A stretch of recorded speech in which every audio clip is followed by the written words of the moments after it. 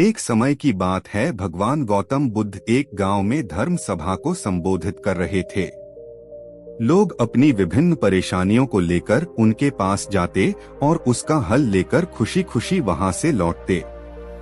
उसी गांव के सड़क के किनारे एक गरीब व्यक्ति बैठा रहता तथा महात्मा बुद्ध के उपदेश शिविर में आने जाने वाले लोगों को बड़े ध्यान से देखता।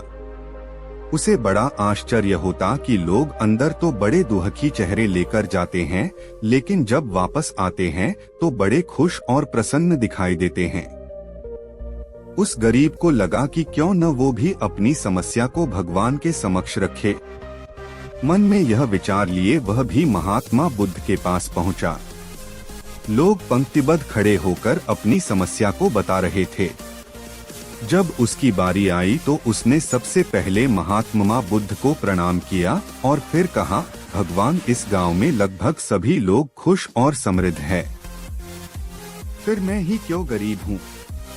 इस पर उन्होंने मुस्कुराते हुए कहा, तुम गरीब और निर्धन इसलिए हो क्योंकि तुमने आज तक किसी को कुछ दिया ही नहीं। इस पर वह गरीब व्यक्ति बड़ा आश्चर्यचकित हुआ और बोला, भगवान, मेरे पास भला दूसरों को देने के लिए क्या होगा? मेरा तो स्वयं का गुजारा बहुत मुश्किल से हो पाता है। लोगों से भीख मांगकर अपना पेट भरता हूँ। भगवान बुद्ध कुछ देर शांत रहे, फिर बोले, तुम बड़े अज्ञानी हो। औरों के साथ बांटने के लिए ईश्वर ने तुम्हें बहुत कुछ दिया है। मुस्कुराहट दी है जिससे तुम लोगों में आशा का संचार कर सकते हो। मुख दिया है ताकि लोगों से दो मीठे शब्द बोल सकते हैं, उनकी प्रशंसा कर सकते हो।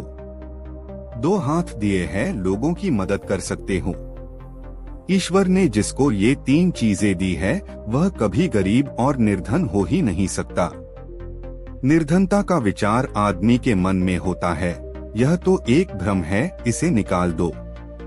कभी भी मन में निर्धनता का भाव उत्पन्न न होने दो, गरीबी अपने आप दूर हो जाएगी।